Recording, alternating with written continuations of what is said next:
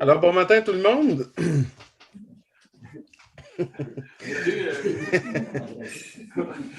Un plaisir d'être avec vous autres ce matin. On va faire comme une petite pause dans l'étude dans l'Ecclésiaste parce que j'étais pas prêt.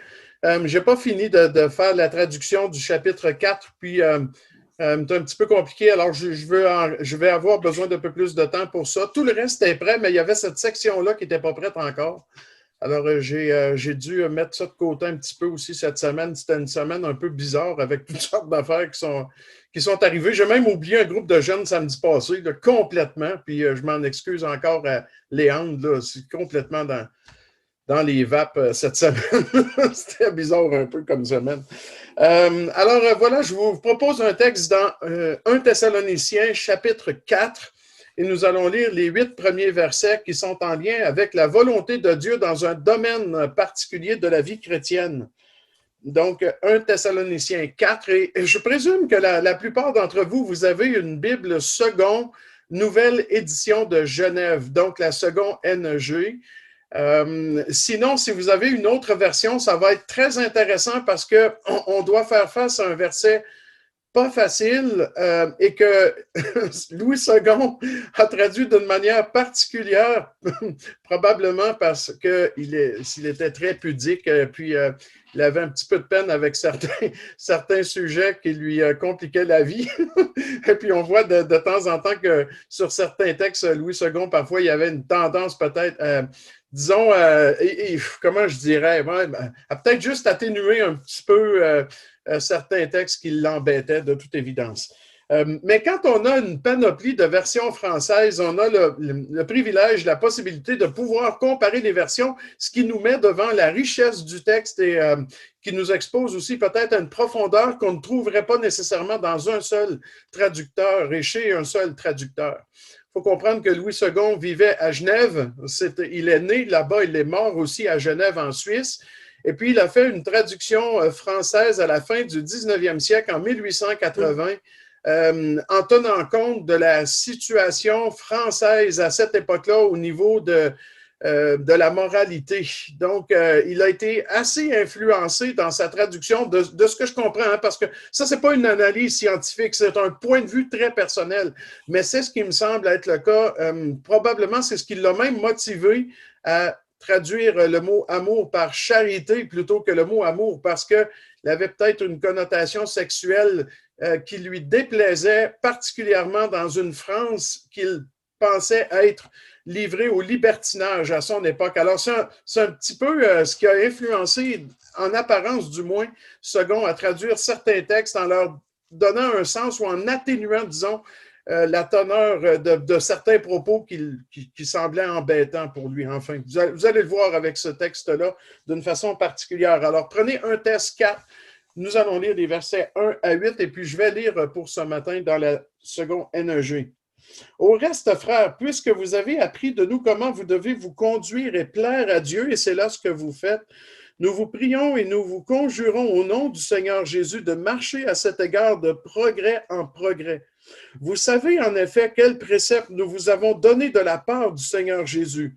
Ce que Dieu veut, c'est votre sanctification, c'est que vous vous absteniez de la débauche, c'est que chacun de vous sache posséder son corps dans la sainteté et l'honnêteté, sans vous livrer à une convoitise passionnée comme font les païens qui ne connaissent pas Dieu.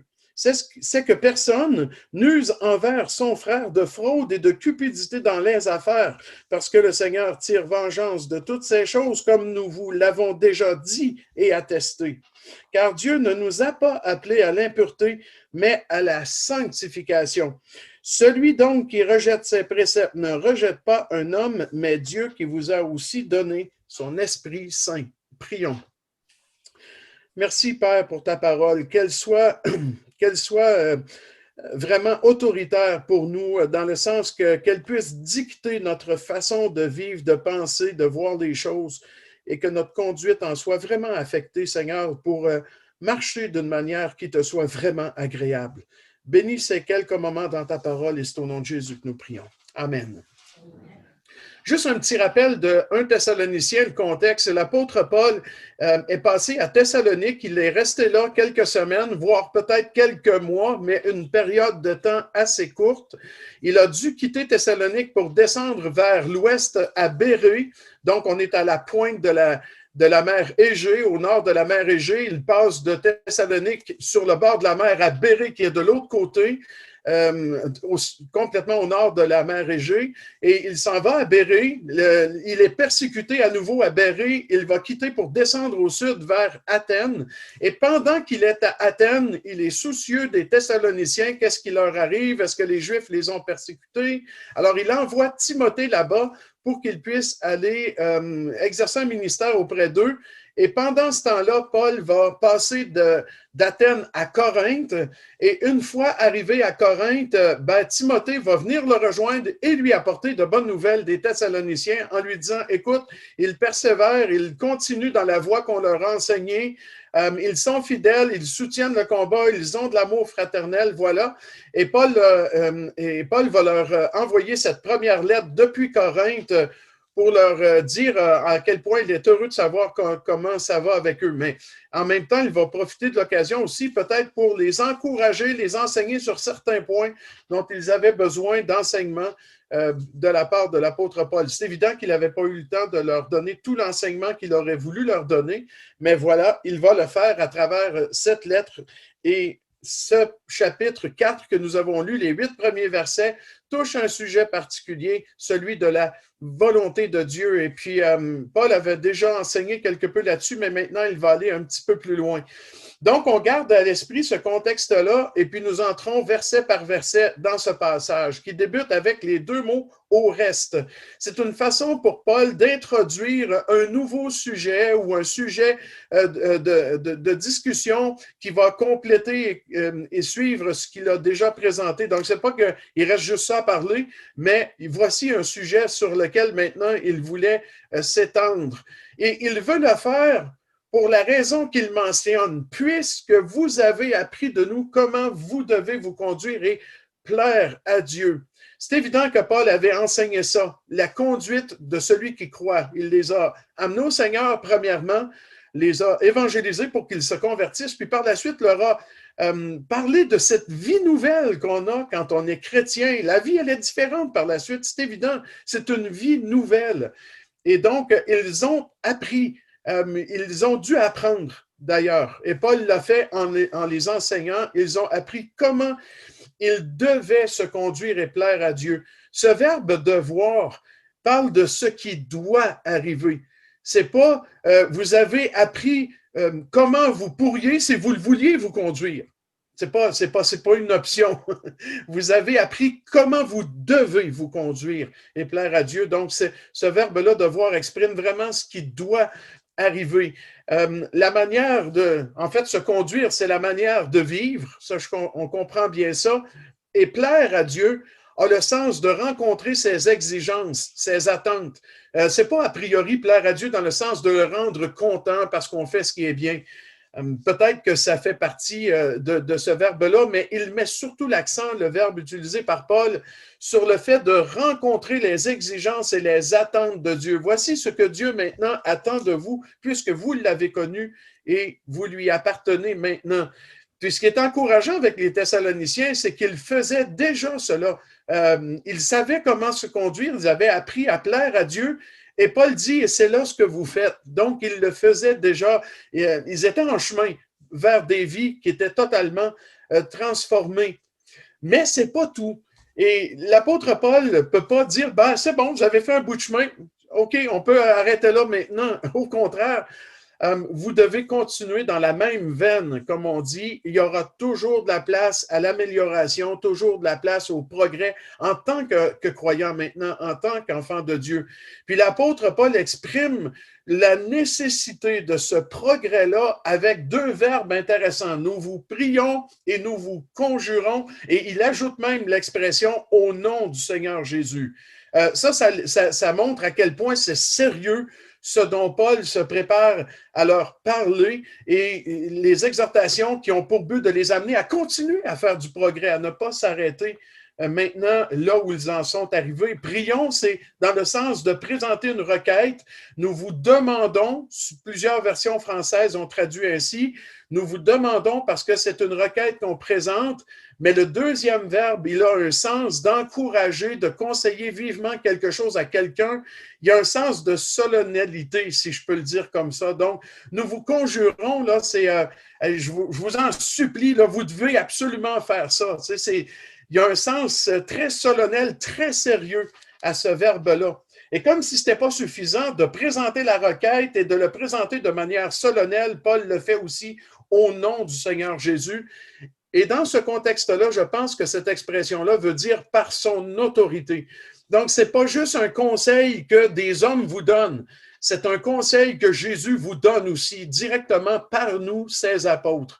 Donc, c'est au nom du Seigneur ici, et aussi, si vous regardez dans le verset 2, il y a une expression semblable qui dit « Quel précepte nous vous avons donné de la part du Seigneur Jésus ?» C'est encore une même expression qui parle de l'autorité apostolique que Jésus a donnée justement à Paul. Donc, c'est une autorité comme si Jésus lui-même enseignait ces choses. Donc, quand un apôtre écrit ainsi au nom du Seigneur, on doit penser en général par l'autorité du Seigneur. Alors, vous voyez que c'est quand même une exhortation qui repose sur un fondement très solennel, très autoritaire, pas dans le sens contraignant, c'est un ordre juste d'un commandant qui dit quoi faire et puis on se soumet parce qu'on n'a pas le choix. Mais c'est plus que ça. C'est comme Paul qui implore les Thessaloniciens de persévérer, de continuer dans ce chemin dans lequel ils se sont avancés comme chrétiens. Donc, de marcher de progrès en progrès parce qu'il y en aura toujours du progrès à faire. Mais de quoi il parle exactement? Bon, il parle de se conduire, la manière de se conduire et de plaire à Dieu, mais est-ce qu'il y a un domaine particulier auquel il pense? Parce que c'est vrai ça dans tous les domaines de la vie, mais on va voir que c'est dans un domaine particulier qu'il pense.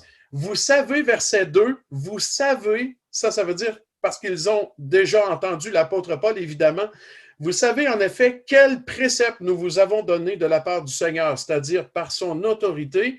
Des préceptes ici, ce sont des ordres. Des ordres, c'est ce qui doit être fait. Et Paul va dire cela au sujet de la vie des croyants. Donc, il y a des préceptes, des ordres qu'on vous a donnés pour la manière de vivre et de plaire à Dieu, et on le fait au nom de Jésus ou de la part de Jésus par son autorité. Et ça, vous le savez. Ça me fait penser au fait que c'est difficile de savoir ce que Dieu veut de nous si on ne lit pas la Bible. C'est pas possible, quelque part. Puis, pour les Thessaloniciens, ils pouvaient savoir parce qu'ils avaient écouté Paul. Bon, ils n'avaient pas des Bibles comme nous, on en a aujourd'hui. Surtout que Thessaloniciens, c'est seulement la deuxième lettre de Paul après Galates. Donc, ils n'ont pas tout le corpus des lettres de Paul, ils n'ont pas tout l'ensemble du Nouveau Testament, évidemment, puis ils ont peut-être accès à l'Ancien Testament en partie, mais quand même, ils savaient parce qu'ils avaient écouté l'instruction. Puis pour nous, ça se traduit de quelle façon? C'est pas en écoutant un apôtre comme Paul sur le coin d'une rue, mais en recevant ce que la parole de Dieu enseigne. Donc, déjà, ça me parle, ça. Vous savez quels préceptes nous vous avons donnés. Je ne peux pas les savoir, ces préceptes-là, si je ne me tourne pas vers l'Écriture et je ne passe pas du temps à lire la parole de Dieu pour savoir quels sont les ordres que Dieu me donne à travers la plume des apôtres pour m'amener à une vie qui lui plaise, qui rencontre ses exigences et ses attentes aussi. Et le domaine particulier dans lequel Dieu attend de nous certaines choses est évoqué clairement maintenant à partir du verset 3. Ce que Dieu veut, c'est votre sanctification. C'est ça que Dieu veut, votre sanctification. Et le mot sanctification ici, il parle de pureté d'une part et de dévotion personnelle envers Dieu d'autre part. Donc, la sanctification dont on parle, c'est la pureté et particulièrement la pureté morale et aussi la dévotion envers Dieu. L'un ne va pas sans l'autre. Comment est-ce qu'on pourrait être pleinement engagé dans notre service envers Dieu ou notre amour envers Dieu, notre dévotion, notre culte, si on n'était pas pur? Au départ, ce ne serait pas possible. Donc, il fallait que Jésus, comme on l'a vu ce matin, fasse la purification des péchés, mais maintenant, en tant que croyant, cette purification doit se vérifier et être vécue au quotidien. Donc, ce que Dieu veut, quel chrétien ne va pas savoir c'est quoi la volonté de Dieu pour lui? Et puis, souvent, on se questionne à cet égard, mais là, on a un texte qui nous le dit clairement et à quel sujet. Et le sujet, c'est celui de la sexualité. Ce que Dieu veut, c'est votre sanctification. Et là, j'attire votre attention sur le texte. Regardez dans vos Bibles. Il y a 3 fois une expression qui est répétée, qui explique ce que Dieu veut. C'est que, ce sont ces 2 mots-là, c'est que. Dans la version seconde, on les voit très, très bien. Alors, ce que Dieu veut, c'est votre sanctification. Puis là, je mettrais 2 points au lieu d'un point virgule. 2 points. C'est que, verset 3, c'est que, verset 4, et c'est que, verset 6. Est-ce que vous les voyez? Vous regardez dans vos Bibles et vous voyez les 3 c'est que. Donc, les versets 3, 4, 5, 6 vont ensemble. C'est un bloc qui nous parle de ce que Dieu veut dans la sanctification, c'est-à-dire la pureté et la dévotion personnelle, et il va l'expliquer en détail, vraiment en détail. Et c'est un seul thème qui est là, malgré que la version seconde NEG suggère plus qu'un thème, mais on va voir pourquoi que c'est comme ça. Donc, c'est la sanctification, et le premier c'est que va directement au but. C'est que vous vous absteniez de la débauche. S'abstenir parle d'éviter même tout contact avec quelque chose. Ça me fait penser ça comme à l'expression « il faut se donner des outils ou des moyens pour arriver à quelque chose ». C'est un peu de ça que ça parle quand il dit « s'abstenir ». On va réussir à éviter certaines choses en se donnant les outils nécessaires. Il faut trouver ces outils-là. Il faut savoir c'est quoi les outils. Parfois, c'est une habitude à développer. Parfois, c'est un réflexe aussi qu'on va apprendre à développer. Parfois, c'est de la discipline. Je dirais même que c'est dans l'ensemble, c'est toujours ces choses-là. Parfois même, ça peut être des outils comme la confession envers les frères et sœurs qu'on va choisir dans notre entourage qui vont nous aider à remporter, par exemple, un combat ou une lutte sur un péché quelconque. Mais en particulier, on parle du péché sexuel dans ce passage-là. Pourquoi? Parce qu'il nous dit de s'abstenir de la débauche. Et le mot débauche en grec est porneia. C'est facile à comprendre ce mot-là pour tout le monde. Parce qu'on est environné de porneia, il y en a partout. Porneia, c'est le mot qui parle de débauche sexuelle, quelle qu'elle soit, dans toutes ses formes possibles et très souvent en dehors du mariage, évidemment. Donc, la porneia peut aussi, malheureusement, salir des mariages. Je pense à Hébreux 13 qui dit que le lit conjugal soit, comment ça dit déjà, qu'il soit libre ou pur de toute souillure ou quelque chose du genre. Mais ça parle même de la chambre d'un couple marié qui ne doit pas être marqué par la porneia ou la débauche sexuelle. Et puis, parfois, le cœur humain est tellement pervers qu'il y a beaucoup de choses qu'il faut faire le ménage quand on se convertit si on a un lourd passé sexuel d'une façon toute particulière. Alors, ce que Dieu veut, Dieu a une volonté claire, très bien exprimée dans ce passage-là sur la sanctification au niveau sexuel. Il sait que vous vous absteniez, donc on évite tout contact avec la porneia. Il faut absolument trouver des moyens de réussir à éviter tous les pièges qui sont liés à ça. Ça, c'est le premier point. Le deuxième, c'est qu'il va encore dans le même sens. Il fait que étendre la discussion et donner des précisions. Et c'est là qu'on rentre dans le côté pudique à l'extrême de Louis II, qui, je le comprends aussi parce que il y a des textes, là, parfois, j'ai de la peine à les rendre tels qu'ils sont dans le texte original parce que je peux vous dire que quand Dieu veut dire les choses directement, il ne passe pas par 4 chemins. Autant en hébreu qu'en grec, des fois, le texte est tellement direct que es mal à l'aise, tu ne sais pas comment le traduire, puis c'est embêtant un petit peu. Mais ici, on va essayer de voir ce que dit le passage d'une façon très claire, parce qu'on a besoin d'entendre ça.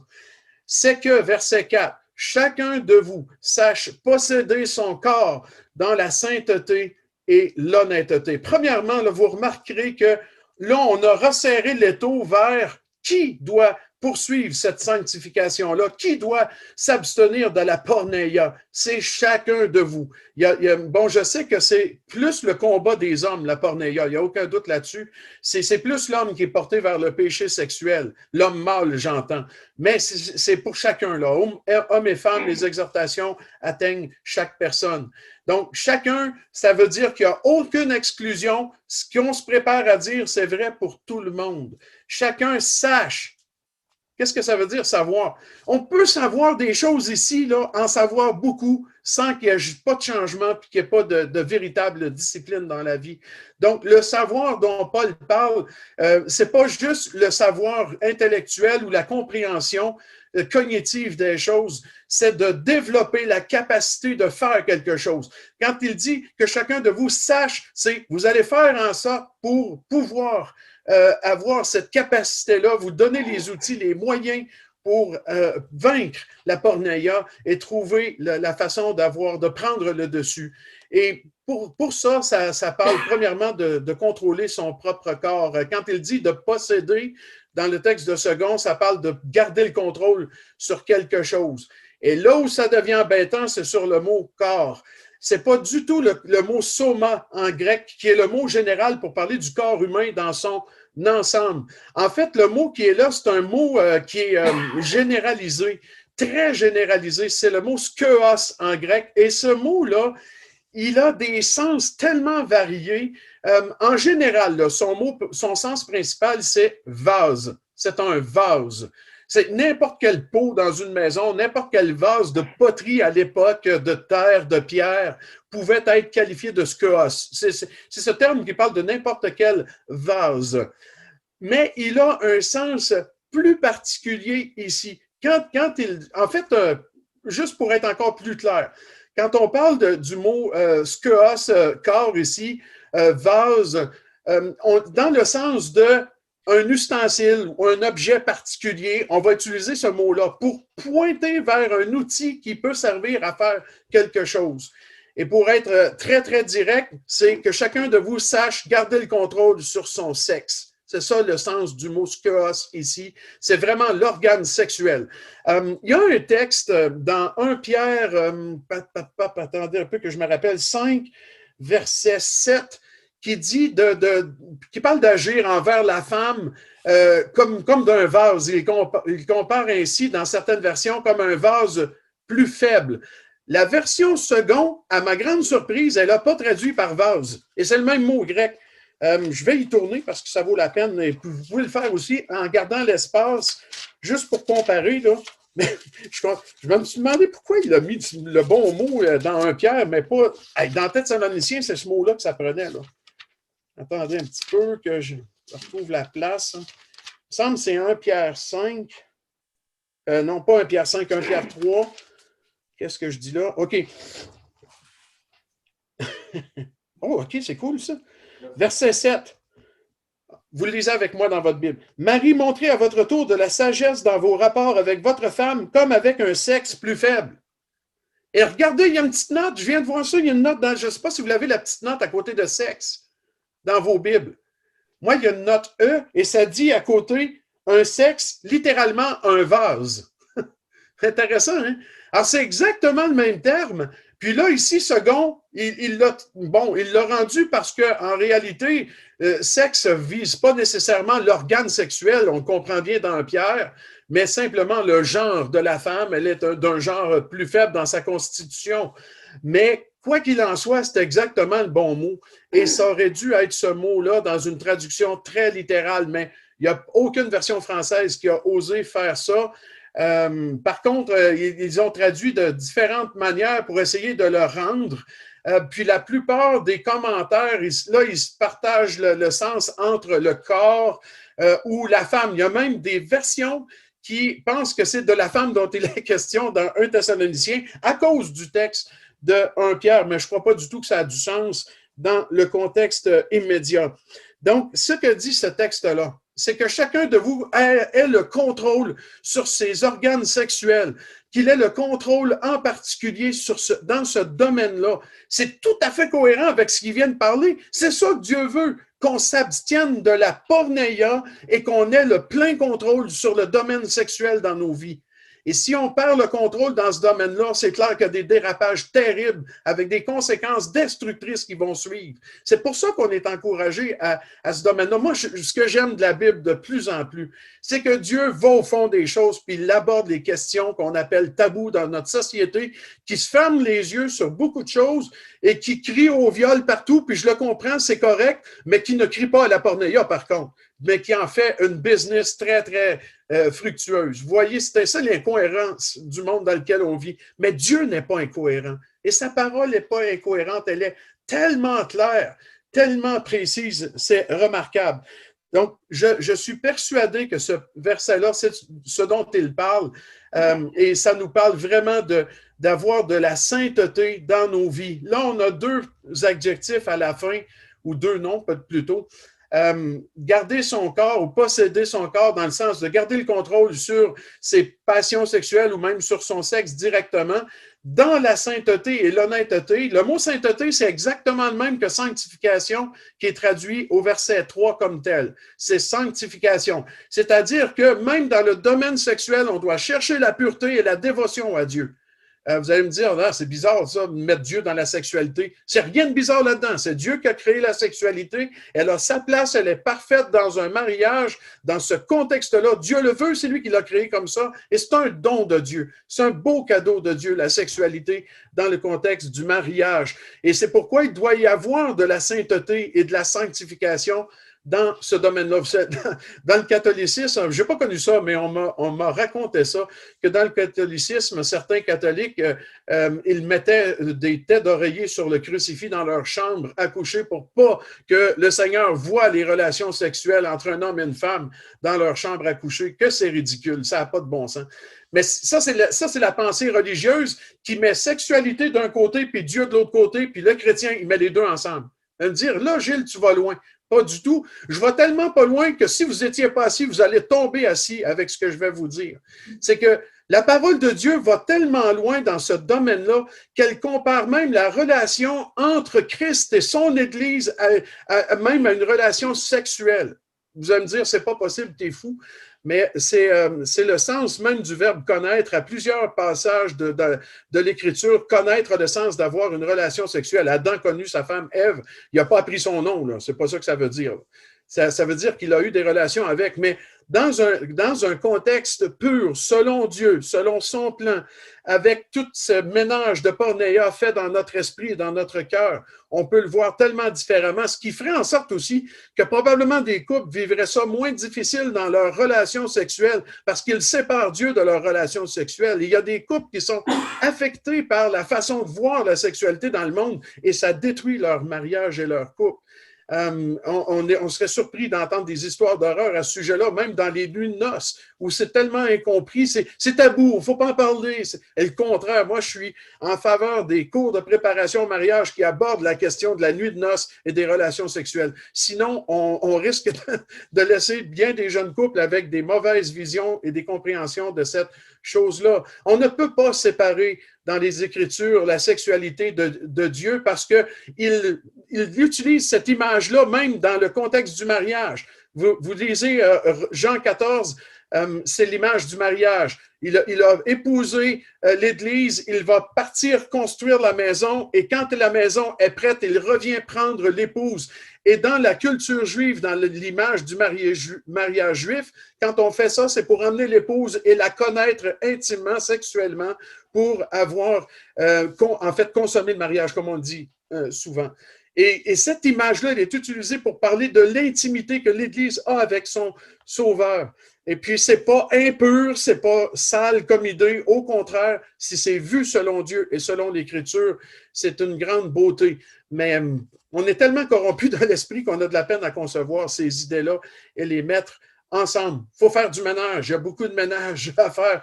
Abstenez-vous de la pornéia. Il faut sortir toutes les images mauvaises de la sexualité et tous les concepts qui sont du monde pour arriver à cette pensée-là, de voir que c'est un beau don de Dieu, qu'il compare même la relation entre l'époux et l'épouse, Christ et son Église, sur cette base de relation intime qui prend tout son sens maintenant. Alors, quand on parle de sainteté ici, avec sainteté et honnêteté, ben, on parle vraiment d'avoir une dévotion envers Dieu dans le contexte de la sexualité. Et si c'est comme ça, nos pensées vont commencer à changer. Il faut que Dieu fasse partie de notre vie sexuelle. Si on ne le fait pas, on va rester dans la pensée du monde, puis on risque de déraper tôt ou tard, soit dans nos pensées ou dans nos pratiques. Il faut faire attention avec ça. Le mot honnêteté qui suit par la suite, c'est comme traduit par Darby, par déshonneur, et c'est beaucoup mieux, pardon, pas déshonneur, honneur. C'est beaucoup mieux comme ça parce que c'est le sens du terme. C'est pas de l'honnêteté dans le sens de tu fais pas de choses malhonnêtes. C'est plutôt honneur, c'est-à-dire ce qui démontre un profond respect et de l'estime. Et là, Paul est en train de décrire l'attitude du chrétien envers la sexualité. Que chacun de vous sache garder le contrôle sur son sexe dans la dévotion envers Dieu et dans l'honneur, l'estime, avec un profond respect. Est-ce que ça ne change pas le verset un peu, ça? Mais c'est ce que dit le texte, j'en suis persuadé du plus profond de mon cœur. C'est carrément ce que Paul dit, puis c'est cohérent avec tout ce que la Bible nous dit par rapport à l'attitude d'un croyant par rapport à la sexualité. Donc, on doit avoir ce monde-là, ce domaine-là dans nos vies avec sainteté et honneur. Vous comparerez les versions françaises, vous allez voir, c'est assez intéressant. Le verset suivant nous confirme que c'est de ça qu'on parle, parce qu'il nous dit de quelle manière on doit faire ça, c'est-à-dire posséder le contrôle sur la vie sexuelle dans la dévotion, la pureté et l'honneur, sans vous livrer, verset 5, sans vous livrer à une convoitise passionnée comme font les païens qui ne connaissent pas Dieu. Il parle de sexualité encore ici. Il dit de ne pas se livrer à une convoitise passionnée. La convoitise, c'est très souvent lié au domaine sexuel dans les Écritures. On parle d'avoir un désir pour quelque chose qui est interdit. Et le mot passionné qui suit, il est rare et il apparaît toujours sans aucune exception dans un contexte sexuel, dans le Nouveau Testament. On parle de ce qui est ressenti au plus profond de soi. C'est incroyable comment les hommes sont dominés par la sexualité et par les désirs sexuels qui sont alimentés, suralimentés par toute la consommation de la pornographie. Alors, c'est pourquoi Paul dit, vous devez être différents. Des païens ici qui ne connaissent pas Dieu sont évidemment des non-croyants qui ne font pas partie de l'Église. Et c'est une façon de parler de manière générale du monde qui nous entoure. Si c'était vrai pour Paul, à cette époque-là, en 57 après Jésus-Christ, il pognerait de quoi venir ici puis regarder YouTube 10 minutes. Il dirait, mais c'est complètement fou. Comment vous faites? Comment vous faites pour rester pur dans le domaine sexuel avec tout ce que vous avez? C'est impossible de tourner la tête à gauche ou à droite d'un degré sans tomber sur quelque chose qui est à connotation sexuelle. Comment vous faites? Je crois qu'il il écrirait une autre épître qui serait pas mal plus élevée. Mais voilà, c'est de ça dont Paul parle. Le verset 5 est directement dans le contexte. On ne doit pas faire comme les païens qui ne connaissent pas Dieu. Et puis ensuite de ça, juste une parenthèse ici, je pense que Paul il fait un petit clin d'œil ici parce que qui ne connaissent pas Dieu, il utilise le verbe connaître qui a cette connotation justement de connaître d'une manière intime et personnelle. Eux, ils n'ont pas cette connaissance intime et personnelle que le croyant a avec Dieu. La connaissance comparable à une relation sexuelle légitime dans le contexte du mariage. Eux, ils n'ont pas ça. Tout ce qu'ils font au niveau sexuel est illégitime. Dans la pornéia, on s'entend bien. Alors voilà, on ne doit pas être comme ça. On doit avoir des vies différentes. Le verset 6, il débute avec « c'est que », parce qu'il en fait partie. Ce n'est pas fini la conversation à ce sujet-là. Mais là, avec la seconde NEG, on a l'impression qu'on vient changer de registre. On parle des affaires. On parle de business. Il ne faut pas frauder personne dans la business. Mais ce n'est pas du tout ce que ça parle. Verset 6 nous dit, c'est que personne n'use envers son frère de fraude et de cupidité dans les affaires, parce que le Seigneur tire vengeance de toutes ces choses, comme nous l'avons déjà dit et attesté. Là, je crois que Second était au summum de sa pudeur, et puis il ne pouvait pas rendre le texte exactement comme ça le dit. Peut-être parce qu'il craignait des jeux de mots, il craignait peut-être que les gens allaient mal utiliser sa traduction ici. Et puis, il en a fait une traduction qui parle de fraude, de cupidité, puis d'affaires. Là, on dirait qu'on vient de passer dans le monde commercial. C'est quoi le rapport? Je veux dire, on n'arrête pas de parler de sexualité depuis ce que Dieu veut au verset 3, avec 3, c'est que, mais le troisième c'est que, lui, ah ben tiens, parlons business, tiens. Franchement, ça n'a pas de sens. Si on reste dans le contexte, on peut comparer des versions différentes, puis on va se rendre compte que Paul ne parle pas des affaires, genre business, hein? Il parle de l'affaire, de cette affaire. Juste pour comprendre mieux, il parle de la chose. Ça, c'est le genre de langage figuré qu'on va même utiliser pour parler de la sexualité, avec des expressions comme faire la chose. C'est une comment je dirais, un idiome qui parle d'avoir des relations sexuelles. Et c'est ce dont il parle ici. Il parle de ne pas user envers son frère. Je pense qu'on peut comprendre que ses frères et sœurs, peu importe, c'est dans les relations fraternelles et en particulier dans un contexte où un frère et une sœur sont mariés, bien sûr, ou même, évidemment, dans un contexte qui ne l'est pas, ça doit être complètement effacé. Mais voilà, ce n'est pas de business qu'il parle, d'affaires commerciales, mais on parle de cette affaire. Et d'ailleurs, si vous lisez les versions françaises, c'est assez intéressant. Je les ai juste ici. Je vous lis le français courant. Dans cette affaire, que personne ne cause du tort à son frère ou ne porte atteinte à ses droits. Oups, ça commence un peu différent là. Hein? Nous l'avons déjà dit et attesté. Cette affaire. Même chose pour la Darby, que personne ne lui fasse tort dans l'affaire, la chose. Parole de vie, qu'est-ce que ça dit?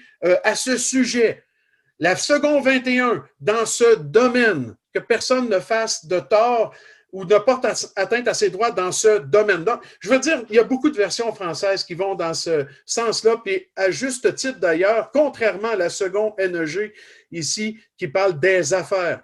Le mot fraude parle de transgresser les règles de bonne conduite au niveau moral. C'est pas frauder dans le sens frauder commercialement. C'est frauder dans le sens de transgresser des règles de bonne conduite, surtout d'un point de vue moral. On est dans le domaine sexuel. Et ensuite, cupidité, littéralement, ça parle d'abuser quelqu'un sexuellement parlant. Là, vous allez me dire, franchement, ça n'a aucun rapport, on ne voit pas le lien entre les deux. C'est peut-être à ce niveau-là que Second a été très, très, très, très, très pudique. Mais on voit que d'autres versions ont traduit par ne pas porter atteinte à ses droits. Donc, quand on parle de porter atteinte aux droits de quelqu'un, c'est d'abuser de quelqu'un. Et dans le contexte, c'est de l'abuser sexuellement parlant.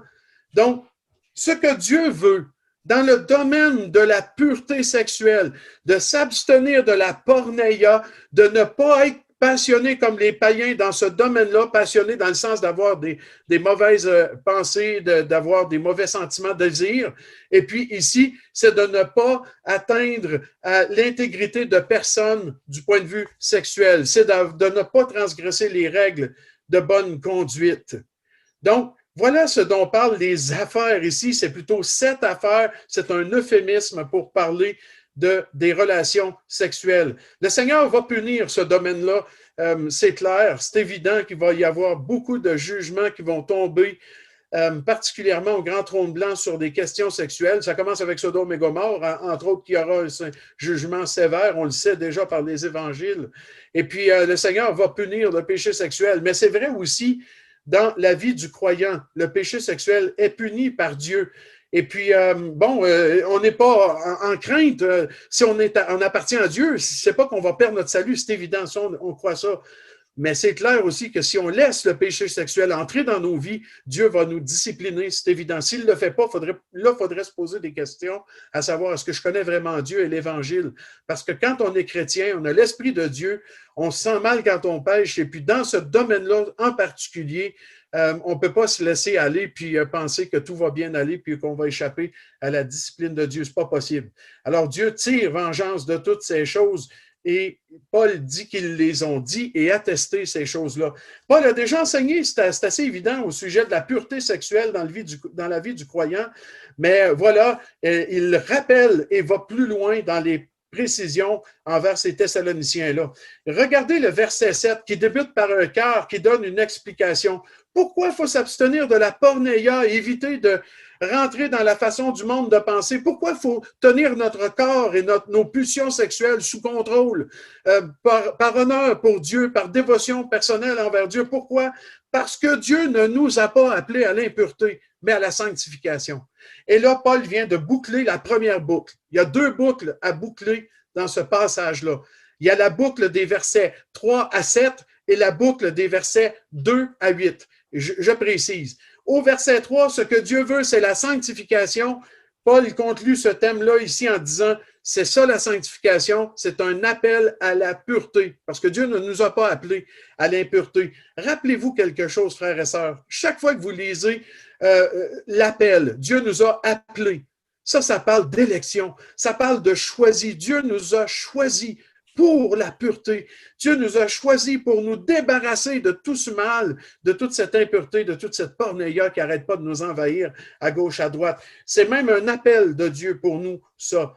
Il nous a appelés non pas à l'impureté, mais à la sanctification. Donc, dévotion personnelle envers Dieu, pureté, la boucle, elle est bouclée, verset 3 jusqu'à 7. C'est pourquoi que je crois que le verset 5 et le verset 6 ne doivent pas être mis à l'écart, mais interprétés dans son contexte. C'est une boucle, c'est évident que Paul termine sa boucle.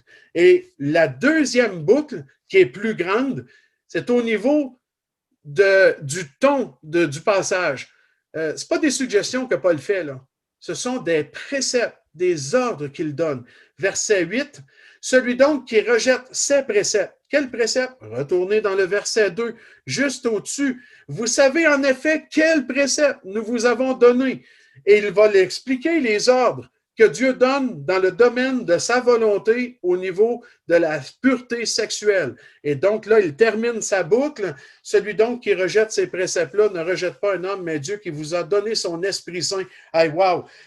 Ce verset-là est en train de nous dire, vous avez tout un combat à livrer là, pour atteindre la pureté dans ce domaine-là, pour vous débarrasser de la pornéia. Mais vous n'êtes pas tout seul. Vous avez l'Esprit Saint, puis il va nous le dire. Hein, si on dérape, puis si on s'écarte un peu, là, on va le sentir dans notre cœur, parce qu'il est là. Il est présent en nous, puis il va nous ramener sur la bonne traque. Il faut juste s'habituer à être sensible à la voix de l'Esprit, parce que la voix du monde, elle est puissante aussi, puis on peut rapidement étouffer la voix de l'Esprit, puis continuer à écouter celle du monde et de ses passions, convoitises passionnées dont on a parlé. C'est tellement attrayant, c'est tellement fort, j'ai le verbe attract, là, c'est quoi? Attire. Ça attire tellement fort, c'est incroyable. Développons, frères et sœurs, la sensibilité à la présence de l'Esprit dans nos cœurs qui nous parle quand on pêche, et en particulier dans ce domaine-là, pour nous écarter de cette façon de voir, de vivre, de faire les choses dans ce domaine-là. On a tout ce qu'il faut pour remporter la guerre sexuelle. On a tout ce qu'il faut, la parole de Dieu, le Saint-Esprit en nous. C'est ça la volonté de Dieu pour chaque croyant dans ce passage-là. Peut-être que vous vous attendiez à une révélation particulière au sujet de la volonté de Dieu pour vous personnellement, peut-être au sujet de vos dons spirituels, les œuvres que vous devriez faire, peut-être même des décisions que vous aurez à prendre dans votre vie. Et pourtant, j'ai parlé de la volonté de Dieu, mais uniquement dans le domaine de la sexualité, parce que c'est ce que le passage enseigne après tout. On peut penser que ça n'a pas rapport cette volonté-là avec la volonté de Dieu pour tout le reste. Mais c'est complètement le contraire. Moi, je suis persuadé que la pureté dans le domaine sexuel va donner beaucoup de lucidité aux chrétiens pour comprendre la volonté de Dieu dans tous les autres domaines. Et à l'opposé, à l'inverse, un chrétien qui n'est pas, ou disons qui est insensible ou qui se laisse séduire par ce péché-là, il va probablement passer à côté de la volonté de Dieu pour tout le reste. Je suis convaincu qu'il y a un lien entre les deux. D'ailleurs, la Bible, vous avez remarqué, elle dit rarement, en quelques occasions, voici ce que Dieu veut. Je pense surtout aux chrétiens de l'Église. Voici c'est quoi que Dieu veut. Franchement, il faut aller là dans ces textes-là. Ça prêche et celui-là en fait partie. Puis là, on dit, ah, voilà ce que Dieu veut, c'est la pureté sexuelle dans nos vies. Si on obéit juste à ça, pensez pas qu'on va commencer à voir clair dans beaucoup d'autres domaines et puis comprendre la volonté de Dieu dans beaucoup d'autres domaines. Puis à l'inverse, si on se laisse entraîner et séduire et attirer, probablement qu'on va avoir beaucoup de peine à voir clairement la volonté de Dieu dans tout le reste. Alors, je suis convaincu que ce passage-là a des choses à dire, en particulier à la génération dans laquelle nous vivons maintenant, où le péché sexuel est dominant, omniprésent, à tous les niveaux, c'est partout, soit direct ou indirect, et nous sommes environnés de ces convoitises passionnées du monde. Quelle lutte on a à soutenir pour rester pur sexuellement parlant, et que le Seigneur nous amène à cette pureté dans nos vies. Prions. Merci Seigneur Jésus, parce que par ton autorité, de ta part, Paul a enseigné sur ce sujet de la pureté sexuelle et ce que Dieu veut à cet égard pour nos vies. Donne-nous d'avoir des oreilles ouvertes, un cœur réceptif et des vies transformées par cet enseignement. Et c'est au nom de Jésus que nous prions. Amen.